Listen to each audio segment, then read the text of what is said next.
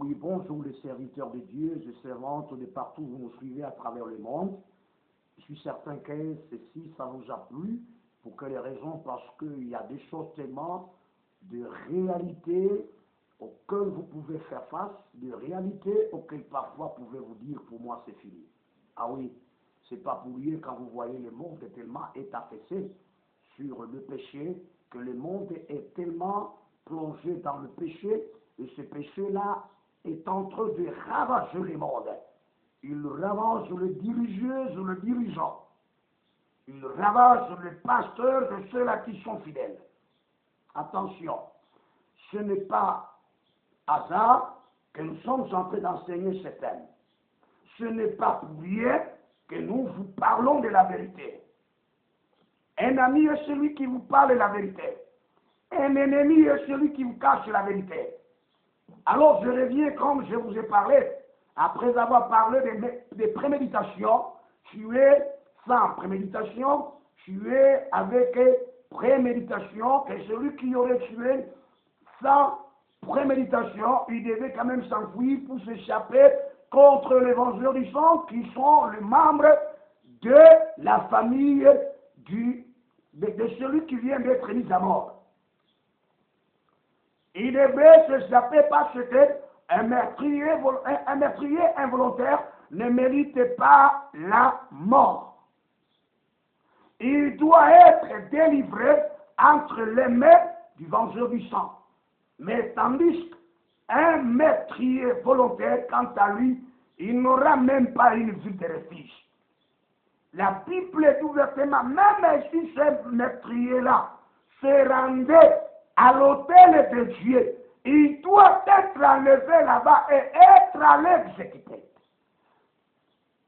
Il sera enlevé de l'autel pour être exécuté parce que c'est un meurtrier volontaire, il a tué volontairement avec des ambitions, avec des préméditations, avec des intentions, avec la haine, avec l'inimitié. Il doit être tué. Maintenant, vous me direz, pasteur, maintenant, dans le cas maintenant de la grâce, comme nous entendons partout, vous criez que la grâce, je reviendrai avec votre grâce là.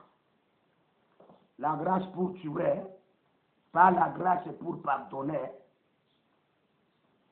La grâce pour tuer quelqu'un qui est ton semblable. Hein? Ce n'est pas ça. Que Dieu nous aide pour que nous puissions parler. J'avais parlé de ceci. Quand est-ce que maintenant nous disons que c'est un péché qui peut ou ne pas être pardonné? Quand est-ce que ce péché peut-il être pardonné? Et quand est-ce que ce péché ne peut pas être pardonné? Quand j'ai parlé de préméditation, je m'as déjà compris là-bas. Maintenant, écoute-moi bien pour que nous lisions les Saintes Écritures. Les Saintes Écritures, j'ai dit que ces enseignements, ne les suivez pas tout simplement sans la Bible. Tu auras du mal. C'est pourquoi à un certain moment vous prêchez, à un autre moment encore vous vous mettez dans l'embarras. Nous allons voir la meilleure procédure. Parce qu'il y a le meurtrier. Écoutez-moi bien. Quand est-ce que le pardon peut être constaté et quand est-ce que le pardon ne peut pas être constaté? Il peut y avoir un meurtrier volontaire, tout comme un meurtrier involontaire. Or, dans la Bible, il est dit, un meurtrier volontaire doit mourir. Ça, c'est la loi. Maintenant, dis-moi quelqu'un qui aurait tué quelqu'un volontairement. Maintenant, il vient, il écoute l'évangile. Et cet évangile lui interpelle son péché. Il vient confesser. Est-ce que sera-t-il pardonné ou pas? Évidemment, bien sûr que oui, il sera pardonné. C'est un meurtrier qui s'est échappé. L'État, la justice, a passé inaperçu de cet homme-là. Et nous avons de telles catégories, il y a beaucoup de gens. C'est ça, cette grâce-là, que vous pouvez parfois constater. Maintenant, écoutez-moi. Écoutez-moi très bien. Combinez maintenant, considérez comme un meurtrier tout court, qui que ce soit, volontaire, qui que ce soit, involontaire. Donc, le meurtrier involontaire, vous avez compris. Maintenant, le meurtrier volontaire qui aurait tué quelqu'un dans le cache-cache et que la justice n'a pas connu. Et que parfois les membres des familles évangéliques là n'ont pas une réalité, ne connaissent pas la personne en soi. L'homme s'était enfui. Il a échappé à cette frappe-là, à cette pendaison. Il s'était échappé, il est parti ailleurs. Mais là qu'il était parti, il est allé, il a écouté l'évangile. Et l'évangile lui interpelle, lui rappelle son malfait. Et vient confesser. Est-ce allez-vous les livrer aux évangélisants? Nullement. Jamais. On ne les livre pas. Il n'a qu'à aller demander pardon.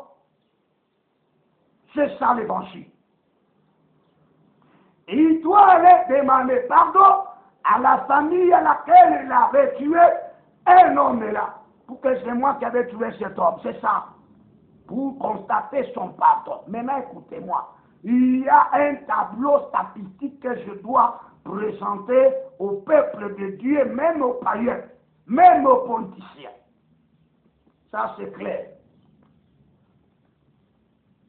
C'est quoi? Tout meurtrier, il peut subir soit sans pardon, tout comme avec pardon. Voilà déjà les deux volets. C'est ainsi que je vais terminer cette partie du péché qu'on appelle le péché qui peut ou ne pas être pardonné. Maintenant, écoutez-moi bien. Si toi, le meurtrier, tu veux tuer quelqu'un, ou encore tu avais tué quelqu'un, avant de le tuer, il avait prononcé la justice. Là, je te dis, tu n'auras pas de pardon. C'est Jésus qui a enseigné ça. Tu n'auras pas de pardon. Supposons que tu es militaire, tu me trouves à court de route, tu me dis, alors, pasteur, moi je vais te tuer. Si je m'étais sans parler et que tu me tues, tu as combien péché, mais plus tard quand tu entendras la parole de Dieu et que tu te sens coupable et que tu reviennes confesser, là le Seigneur va te pardonner. Mais si tu veux me tuer, et que je te dise, pourquoi veux-tu me tuer? Quel le mal est fait? Et que je te prononce la sentence pour dire que non. Toi qui veux me tuer, que le Seigneur rende justice. C'est-à-dire, je t'ai fermé la porte. Tu n'auras même pas le temps d'écouter l'évangile. Tu n'auras même pas le temps de revenir parce que le sang, c'est pour moi. C'est mon propre sang. Ce qui veut dire que je refuse avec mon sang. Il ne faut pas que mon sang soit répandu, que tu ne me tues pas. Mais toi, parce que tu te dis que tu es tel, parce que tu as le pouvoir, tu me tues. Donc je te ferme. Maintenant, lisons la parole de Dieu. Il y a deux cas. Toi, le meurtrier, tu veux tuer quelqu'un. Si cette personne t'a fermé le chemin de la repentance, c'est terminé pour toi. Lisons Luc. C'est ça. Vous qui avez versé même, ceux-là qui avaient versé le sang innocent des serviteurs de Dieu, des prophètes, des justes, c'est-à-dire les justes là qui auraient parlé sur eux. Là, c'est fini. Il n'y a pas de pardon. Tu vas mourir païen. Donc, ce péché doit se faire devenir comme un péché sans pardon, comme un péché éternel. Maintenant, je vais revenir avec le quatrième péché là-bas. C'est de là que vous allez comprendre que ne vivez pas l'ignorance. Luc chapitre 11, le verset 50. C'est ici que je vais terminer maintenant. C'est partie du troisième sorte de péché. Luc chapitre 11, verset 50 et le verset 51. Il est dit ceci. Afin qu'il soit demandé compte de cette ou à cette génération du sang de tous les prophètes qui a été répandu depuis la création du monde. Donc les prophètes, quand on les tuait, ils refusaient avec leur sang. Mais ils ont été tués par force par ceux-là qui en réalité se disent de la maintenance du pouvoir, de la maintenance politique. C'est Jésus qui enseigne ça. Ce sont ici versets-là de ces prophètes-là, de ces justes-là, de ces serviteurs de Dieu-là, qui, avant qu'on les tue, ils avaient refusé avec leur sang, mais ils ont été tués par force. Ils avaient fermé le chemin de la repentance à ce meurtrier-là. Ce meurtrier mourra d'un péché éternel, pas de pardon. Depuis le sang d'Abel jusqu'au sang de Zacharie, tué entre l'autel et le temple. Oui, je vous l'ai dit, il en sera demandé compte à cette génération. C'est la même génération de tueurs, la même génération qui répandent le sang innocent. Ils doivent être redemandés. Souvenez-vous quand je parlais ça dans les inconvénients, donc parce qu'on t'avait fermé le chemin. Matthieu chapitre 26, le verset 24. Moi j'aime la précision. Matthieu chapitre 26, verset 24. Même Jésus lui-même, il avait refusé avec son sang, mais il fut tué par force. Lisons. Matthieu 26, 24, il dit ceci. Le Fils de l'homme s'en va, selon ce qui est écrit de lui. Mais malheur à l'homme est parti, le Fils de l'homme est livré. Il refuse avec son sang. Qui voulait le tuer, qui voulait le livrer, c'était Judas Iscariote. Il a été repris à maintes reprises par le Seigneur. Mais Judas, la Bible dit ouvertement qu'il n'avait pas entendu pour quelle raison, parce qu'il était tellement possédé du diable. Mieux vaudrait pour cet homme qui ne fut pas né. Donc c'est terminé. Judas devait comprendre le langage du Seigneur pour dire attention. Parce que même Judas, c'est un juif connaissant bien la loi de Dieu, connaissant bien le risque. Voilà tout ce que j'ai enseigné. Un juif devait connaître ça. Mais quant à lui, du fait que la Bible nous parle bien ouvertement que le diable s'était égaré à lui pour qu'il ait exécuté cela. Vous voyez, frère. Judas Iscariote ne sera jamais retrouvé dans le paradis. Jamais. Il a subi ce qu'on appelle une condamnation éternelle. Parce que le Seigneur lui a fermé le chemin de la repentance. Jean, chapitre 19, verset 11. C'est Jésus qui a dit ça. Alors Judas Iscariote devait bien comprendre que non, ça c'est un risque. C'est la raison pour laquelle, frère, un jour vous trouverez Judas dans le paradis. Moi je vous dis donc, la justice va commencer là-bas. Le débat va commencer là-bas. Sinon jamais. Il ne faudrait pas que cet homme fût né, soit né. Non. Il ne fallait pas qu'il ne puisse même pas naître. Que délivrer les fils de l'homme. Or que pas les fils de l'homme. L'a tellement repris à mettre reprises, mais n'a pas entendu. C'est comme vous, nous vous enseignons, mais vous n'écoutez pas, vous n'entendez pas, vous mourrez dans vos péchés. Jean 19, le verset 11. Moi, j'aime la précision pour que le peuple de Dieu connaisse, vous qui avortez, vous voyez, parce que les enfants ne parlent pas, hein? D'accord. Il est dit ceci. Jésus répondit, tu n'auras sur moi aucun pouvoir s'il ne t'avait été donné d'en haut. C'est pourquoi celui qui me livrait à toi commet un plus grand péché. Maintenant, vous qui chantez qu'il n'y a pas un petit péché, un grand péché, tous les péchés étaient égaux. À vous mentez. Hakuna dhambi ndogo mbele ya Bwana, dhambi zote sawa, sawa. Vous mentez. Changez ce cantique-là. Modifiez-le. Il y a un petit péché, il y a un grand péché. Je reviendrai avec ça, c'est Matthieu qui parle de ça. Hakuna dhambi ndogo. Donc vous considérez que tout péché a une même dimension. Non. Quand je vous parle de 4 catégories de péchés, je sais ce que je dis. La Bible est très claire. Il y a le péché simple. Je dis qu'il y a le péché qui n'est même pas l'amour. Vous avez compris ça? Vous voyez? C'est un péché qui est simple et facile même à confesser. Mais il y a les péchés qui mènent à la mort, vous voyez déjà là. Ça pose un problème. Les péchés qui peuvent ne pas être pardonnés, vous voyez maintenant. Et ici, dans ce cadre-ci, ça ne peut pas être pardonné.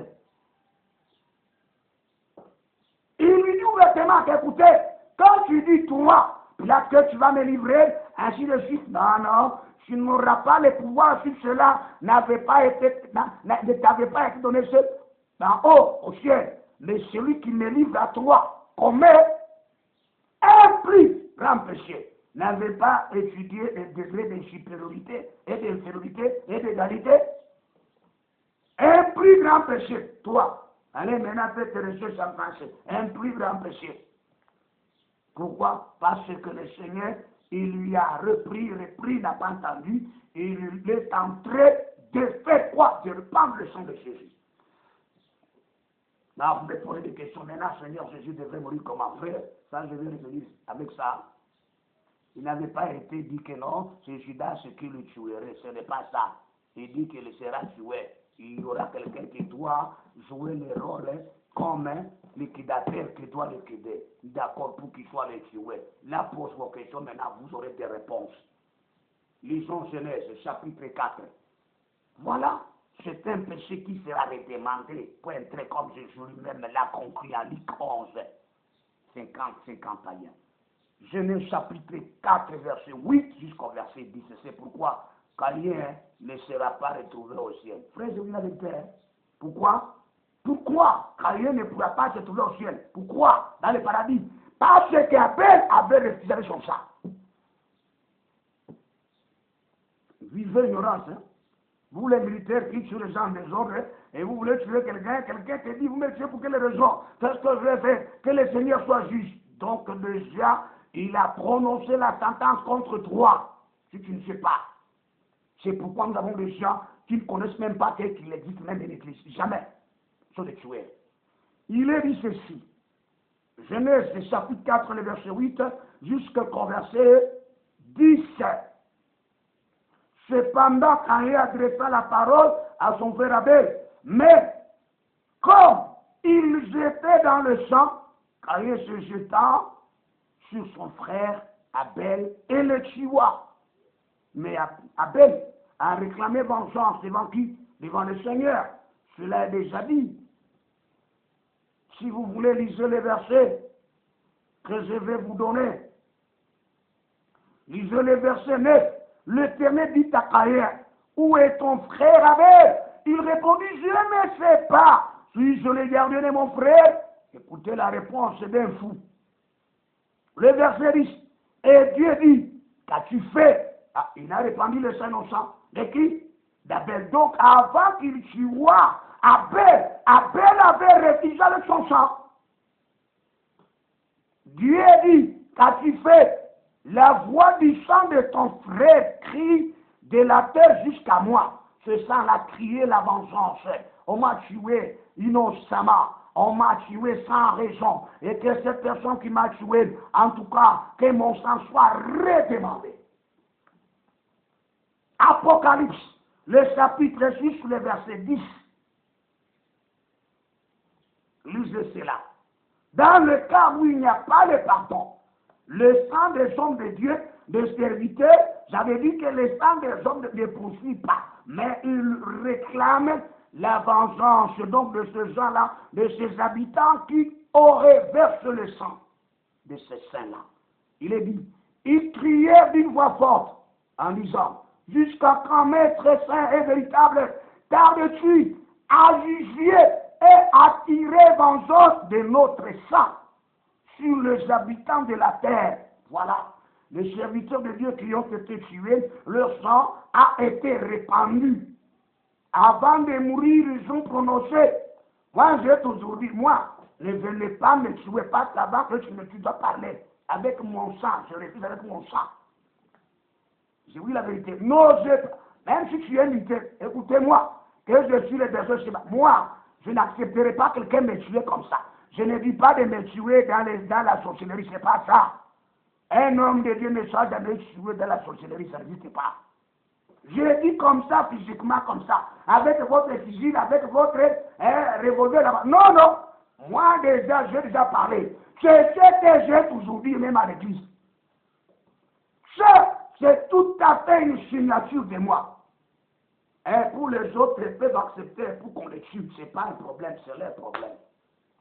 Deuxième chronique, même Zacharie aussi en mourant, il a porté une sentence contre les gouvernements, contre même le roi, contre même les complices du roi. Lisons. Deuxième chronique, le chapitre 24, le verset 20 jusqu'au verset 22. Je termine d'abord sans pardon. Voilà. Deuxième vidéo maintenant, je parlerai maintenant avec pardon. Deuxième chronique, n'oubliez pas ce verset biblique. 24, le verset 20, 22. Le roi oublia même le bienfait qui aurait été fait par le père de Zacharie. Il ordonna qu'on l'assassinât. Il ordonna qu'on le tuât. Vous, la politique, vous les gens politiques, lisons 24, 20 à 22. Zacharie, fils du sacrificateur, Jéhojada, fut revêtu de l'Esprit de Dieu, il se présenta devant le peuple et lui dit, ainsi parle le Dieu, pourquoi transgressez-vous les commandements de l'Éternel? Vous ne prospérerez point, car vous avez abandonné l'Éternel et il vous abandonnera. Écoutez maintenant la suite. Et il conspirait contre lui, contre les prophètes. Qui sont ceux-là? Les autorités étatiques, les autorités politiques en complicité avec le roi. Ah là là là là, quel est ce roi? C'est grave. Je continue. Et il conspirait contre lui et le lapidèrent par l'ordre du roi dans le parvis de la maison de l'Éternel. Souvenez-vous maintenant de ce que le Seigneur enseigne à Luc 11, que le sang qui était répandu de qui? De Zacharie entre l'autel et l'étape. Et l'étape, c'était ça ici. Depuis ce temps qui fut tué jusqu'au temps de Jésus, combien d'années, combien de décennies, le Seigneur dit ce sang-là, qui fut répandu par le roi et par ses complices là-bas. Il leur fera de demander, je ne trouverai pas ce roi dans le paradis, jamais. Ni ses complices. Pourquoi? Parce que le prophète de Jean avait porté une sentence contre ce gens-là. Écoutez, même les militaires savent ça. C'est ce sang qui parle Christ. C'est ce sang qui parle le Seigneur Jésus-Christ. Maintenant, vous comprenez? Parce qu'il avait refusé avec son sang. Il ne voulait pas que son sang soit répandu. Mais ils l'ont tué, ils ont répandu son sang par force. Ne dis pas parce que tu es le roi, ne dis pas parce que tu es président, tu tues les gens. Jamais, hein? Attention, hein? Pour moi, même si tu as envoyé les gens, je dirais même moi. Déjà, j'ai dit, c'est ma signature, j'en ai déjà parlé. Que moi, jamais, quiconque vous me tuerez par force, même ta famille. Oui, oui. Même ta famille élargie va subir. Même ta famille restreinte va subir. Excepté ceux-là qui avaient déjà reçu le Christ. Ah, ils sont exceptés. Je suis certain, je suis clair. Moi, j'ai toujours déjà refusé avec mon sang. Et je refuserai avec mon sang. Osez. Je viens de terminer avec le cas qu'on constate qu'il n'a pas de pardon. Pourquoi? Parce que la personne que vous voulez tuer t'a fermé le chemin de la repentance. C'est pourquoi l'apôtre Paul, il dit qu'en tout cas, moi, c'est pas la grâce. Ah, on devrait fermer pour lui. Et vous voyez, Étienne quand même n'est pas fermé. C'est pourquoi je vous dis que la deuxième vidéo va venir pour ce cas de pardon et quand sans pardon. Je termine avec sans pardon. Même Jésus l'a fait. Les prophètes, les justes, les serviteurs de Dieu. Même moi, je l'ai fait. Que Dieu vous bénisse partout. Ce n'est pas vous les pasteurs, vous laissez faire de temps à autre et quelqu'un veut chier sur vous. Non, c'est pas comme ça. Vous devez leur dire que notre sang, c'est tout à fait un sang qui sera redemandé.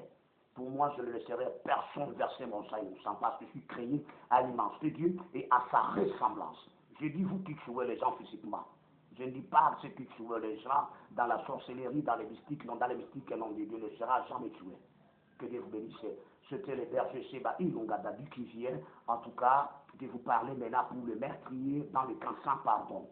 Connaissez maintenant cela. Quand quelqu'un te ferme la porte, même si Jean a fermé, Zacharie a fermé, Abel a fermé, les prophètes ont fermé le chemin de la repentance de ceux-là qui versent leur sang, et même le serviteur de Dieu, même Jésus-Christ, même moi, je ferme.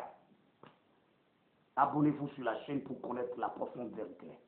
Abonnez-vous pour la chaîne pour que vous soyez assurés et rassurés de votre façon de concevoir la parole de Dieu, la Bible. Parce que vous vous trompez de temps à autre pour dire que non, vous irez au ciel, mais vous irez en enfer. Que Dieu vous bénisse. Amen.